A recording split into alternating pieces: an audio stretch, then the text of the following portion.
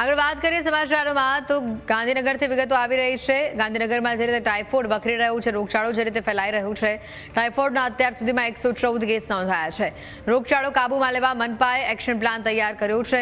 પીવાના પાણીની લાઇનમાં ભેગી થતી દૂષિત લાઇનમાં કામકાજ હાલ શરૂ કરી દેવામાં આવ્યું છે।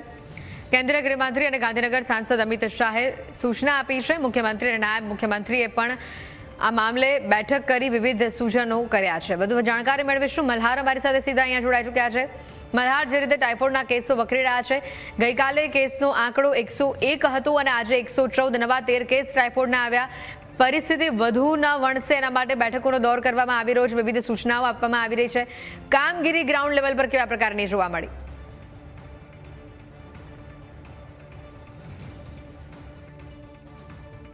ચોક્કસથી એવી નજર કરવા જઈએ તો જે રીતે છેલ્લા એક સપ્તાહથી ગાંધીનગરની અંદર ટાઇફોઇડના કેસોમાં સતત વધારો જોવા મળી રહ્યો છે। ખાસ કરીને જે ગાંધીનગરની મુખ્ય પાણીની ટાંકી છે ત્યાંથી જે છે તે વિકાસના કામો શરૂ થઈ રહ્યા છે। એટલે કે જે આગળ મુખ્ય ટાંકી છે ચરેડીથી જે છે ત્યાંથી નજીક થોડુંક જે છે તે આદિવાળા છે અને જ્યાં જે સેક્ટરોમાં રોગચાળો વકર્યો છે તે રોગચાળો જે છે તે આ પાણીની ટાંકીથી ખૂબ જ નજીક છે। અહીંયા આગળ જે છે તે વિકાસના કામો ચાલી રહ્યા છે, જેના કારણે જે છે ક્યાંક ને ક્યાંક પીવાની પાણી અને ગટરની પાણી જે છે તે બેની વચ્ચે ક્યાંક ભંગાણ થયું છે ને પાણી જે છે તે આ રીતનું પ્રદૂષિત પાણી જે છે તે સેક્ટરોમાં જે છે તે લોકોના ઘર સુધી પહોંચ્યું છે। લોકોએ જે છે તે પાણીનું આરોગ્ય કર્યું છે, જેના કારણે ટાઇફોઇડ જેવા રોગચાળો જે છે તે ઘર વકરો જોવા મળી રહ્યો છે। શનિવાર સુધી જે છે તે ટાઇફોઇડના કુલ 67 કેસ જે છે સામે આવ્યા હતા।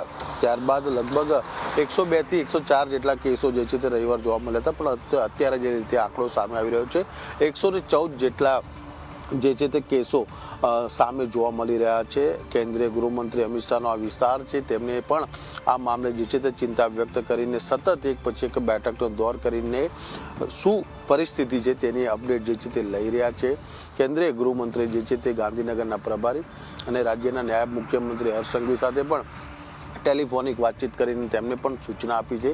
સાથોસાથ ગઈકાલે પણ રવિવારના દિવસે પણ મુખ્યમંત્રી આ મામલે જે છે તે ગંભીરતા દાખવીને વહીવટી અધિકારીઓ સાથે બેઠક કરી હતી। ગાંધીનગરના કલેક્ટર, મેયર, ડેપ્યુટી મેયર સહિત સ્ટેન્ડિંગ કમિટીના ચેરમેન, ગાંધીનગર મનપાના કમિશનર, ગાંધીનગર સિવિલ હોસ્પિટલના તબીબી આરોગ્ય કર્મચારીઓ અને સાથોસાથ ગાંધીનગર મનપાનું આરોગ્ય ખાતું હતું, તમામ લોકો સાથે જે છે તે મુખ્યમંત્રીએ બેઠક કરી હતી અને બેઠકની અંદર સૂચના આપવામાં આવી હતી કે જ્યાં આગળ ભંગાણ થયું છે, જ્યાં આગળ આ પાણી જ્યાં આગળ દૂષિત જે ભેગું થઈ રહ્યું છે પીવાના પાણી સાથે, ત્યાં આગળ ઝડપી કામ કરવામાં આવે અને જે લોકો અત્યારે સારવાર હેઠળ છે તેઓને અને તેમના પરિવારને વધુ સારી રીતે હોસ્પિટલમાં રાખવામાં આવે, ખાવા પીવાની વ્યવસ્થા કરવામાં આવે, દર્દીઓને વહેલી તકે સાજા થાય તે પ્રકારની દવા અને ટ્રીટમેન્ટ આપવામાં આવે, તે પ્રકારની પણ મુખ્યમંત્રીએ જે છે તે સૂચના આપી હતી।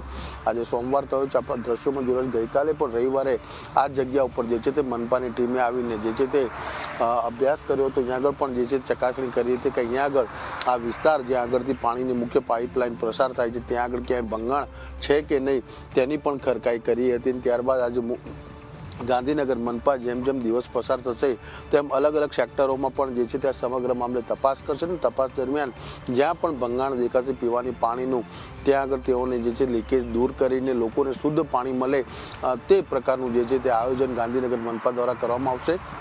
આ ઉપરાંત મહત્વની વાત એ છે કે હજુ પણ કેટલાક લોકોએ જે છે તે પાણી આ દૂષિત પીધું હશે, એટલે કે આવનારા દિવસોમાં પણ આ કેસના આંકડામાં જે છે તે વધારો જોવા મળી શકે છે। જ્યાં સુધી ગાંધીનગર વાસીઓ જે જૂના સેક્ટરો જે છે જૂના સેક્ટરોમાં જ્યાં સુધી શુદ્ધ પાણી નહીં પહોંચે ત્યાં સુધી જે લોકોએ ભૂતકાળમાં અગાઉ એટલે કે ગત સપ્તાહે જે લોકોએ દૂષિત પાણી પીધું હશે તે લોકો પણ હજુ જે છે તે ટાઇફોઇડના શિકાર બની શકે છે, એટલે કે તેઓ પણ જે છે તે હોસ્પિટલમાં આવનારા દિવસોમાં સારવાર હેઠળ આવે તેમાં કોઈ નવાઈ નહીં। એટલે કે આંક જે છે તે લગભગ 130ની આસપાસ જાય તો તેમાં પણ કોઈ નવાઈ નથી, કારણ કે સ્પષ્ટ કહેવામાં આવ્યું છે કે હજુ કેટલાક લોકો જે દૂષિત પાણી પીધું હશે તે લોકોને પણ ઓબ્ઝર્વેશનમાં રાખવામાં આવ્યા છે અને જો તેમનામાં પણ ટાઇફોઇડના લક્ષણ જણાય તો તેઓને પણ તાત્કાલિક ધોરણે સારવાર જે છે તે આપવામાં આવશે। હેતુ આભાર સમગ્ર વિગતો બદલ। તો અહીંયા જે પ્રમાણે મલ્હાર જણાવી રહ્યા હતા, જે પ્રમાણે કેસો સામે આવી રહ્યા છે, હવે કેટલીક બાબતો ગ્રાફિક્સના માધ્યમથી આપણે બતાવીએ। ટાઇફોઇડ થવાનું મુખ્ય કારણ શું છે એ સમજી લો।